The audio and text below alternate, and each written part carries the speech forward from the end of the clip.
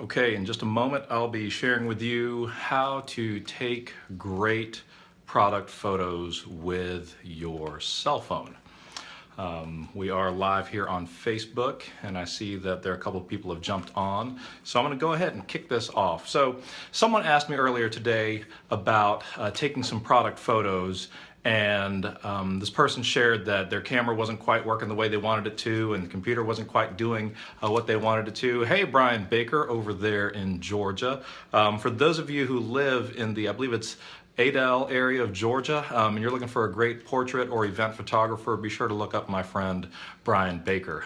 He does a great job, really cares about his art and craft, and definitely you want to check out his studio there in Georgia. So as I was saying, someone had asked me about taking photos with their cell phone to be able to sell some products. And I told them that you could probably get it done with just some things that you have around the house or for a very minimal investment if you're willing to put in the work.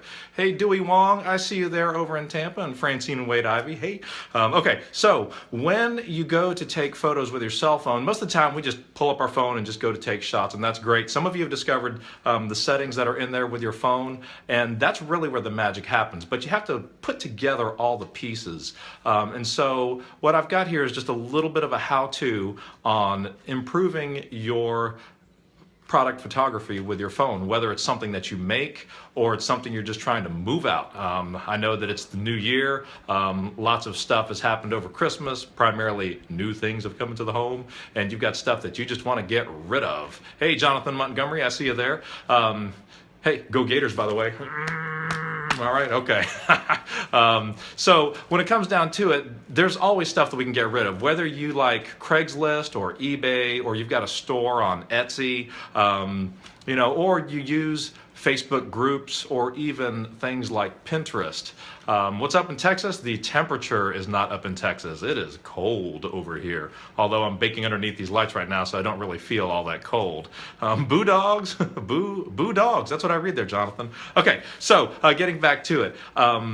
What you want to do, the first thing that you need to get great photos with your cell phone is light. I recommend that you actually set up your little makeshift studio near a window. However, when it is, almost 10 o'clock at night Central Time, there is no sunshine outside. So I'm going to fake it right now using my studio lights here. But what I want you to imagine is that what's over here is not a bank of lights, but it's a window that's open so that the light is coming in. All right, so now with that, I'm going to take it off of me, and I'm going to show you the setup that I have here. Hang on. Do that. There we go. And bam. All right. Okay, so some basic things that you need. You need some sort of table surface. Right now, I'm using this custom designed ironing board. I'm sure you have one of those laying around your house. I'm using a white sheet, nothing fancy about that. And I've got a piece of poster board here. It's actually left over from another project, but I've got that as my backdrop, okay? So now just that you can see the full setup, let me step back here just a little bit. Hey, Gene. Hey, thank you so much for considering me wise and talented. There are many times that I look at what I've done and go, oh man, that's a homer. So here we go. So you see my ironing board, my white sheet, and my poster board. Now, it doesn't have to be set up this way. You can set it up any way that you want. Just know that you need to have a nice clean surface, or if you've got a nice butcher block area or your counters are nice, then you can use that.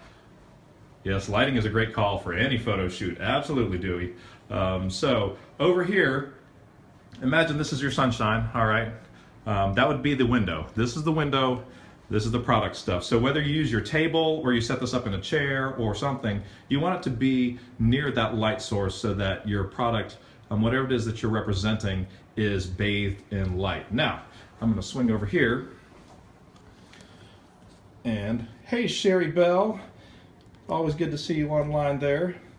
Okay, so first I'm going to show you using an Android S6. So this isn't the most current device, but it is relatively new. So this is just as simple as firing up the camera. And as you can see, it's pretty good in what it has set up, but it's a little bit dark over here. So what I'm going to do is I'm going to come down here to where it says Mode, and I'm going to choose Pro. And when I choose Pro mode, a couple things I need to adjust. If the colors don't look right, it's looking kind of orange. Hang on, let me block this right here. There we go. It's looking a little bit orange, so I'm going to select the white balance, and I'm going to change it right now. It says it's cloudy. I want to make it sunshine. All right. So there, that's better right there. And then the next thing I want to do is I want to adjust the overall exposure level. So that's down here, this little plus minus. It might be a little bit different for your phone or your camera phone. Just feel free to poke around. Remember, it's digital, so you're not burning up anything. You're just eating up memory on your device. Just make sure you delete those items. But now look, as I slide that slider up, now it's looking much better. And now I'm ready just to shoot. I can take that picture and I'm good, whether it's several items, oops,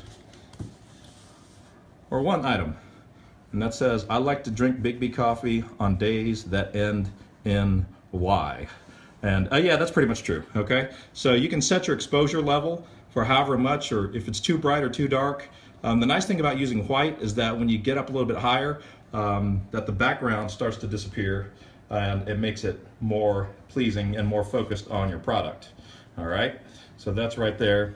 Let me move these other things back in so you can see that there. Of course, now I've got a variety of things.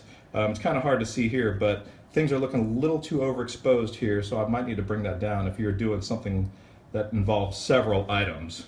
Yes, Big B love, definitely. I think that's about a daily item there, absolutely. So that's on the Android side of things. For the iPhone, let me just slide this over to make it easy. You're pretty much looking at the same exact thing. So let me fire up the iPhone here.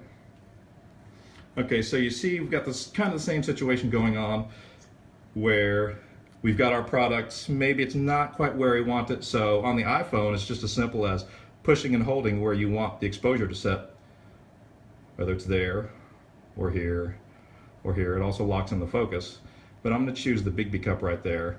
And I don't think you can see it. You see that little sunshine right there? If you slide your finger up, you change the exposure value. So look at that, I just slide it up a little bit. And there, then that's ready to go, ready to take the shot. So, yes, I recommend photographing products with a digital SLR camera as well. However, not everyone has one, so definitely use what you have. I recommend that if it's beyond what you feel comfortable with, then definitely call an expert, call a pro. I'd be happy to help you with that. I've done several product shots. But that's pretty much it, in that you choose your focal point, and then you can set the exposure value for that. Because the thing about dark objects like this lens here, let me move these out of the way. So this lens right here, it's gonna expose for what's happening in the background for that sheet. So I need to tell it, focus in on the lens, and then I move the adjustment level up a little bit, and now I can see more detail of the lens. Sorry about that, I just messed it up. Focus, there we go. So that's really all that you need to consider. Oh, the other thing you need to consider is that you need to have some sort of tripod. Now, this is a little bit more tripod than what you're going to be using, because I've got an arm on here to have both phones. So you need to have some sort of tripod. If not a tripod, then get a selfie stick that has a detachable mount. If your cell phone selfie stick does not have a detachable mount, all you got to do, yes, for an iPad, Laura Doyle, it's the same exact thing. The same exact thing. Just tap on the focal point, and then you can adjust the exposure value up or down, up or down. All right. Well, Sherry, now you know something more. That's a great job. You can use a monopod. If you have a selfie stick, hang on. If you have a selfie stick, such as this one, lots of them do have detachable heads that you can screw onto a tripod. This one doesn't. But there's nothing that says you can't duct tape this thing to a chair or whatever. Remember, it's not about the production side, it's about the actual production. So you can do all sorts of things. People don't need to see this part. All they need to see is what it is that you are selling or promoting.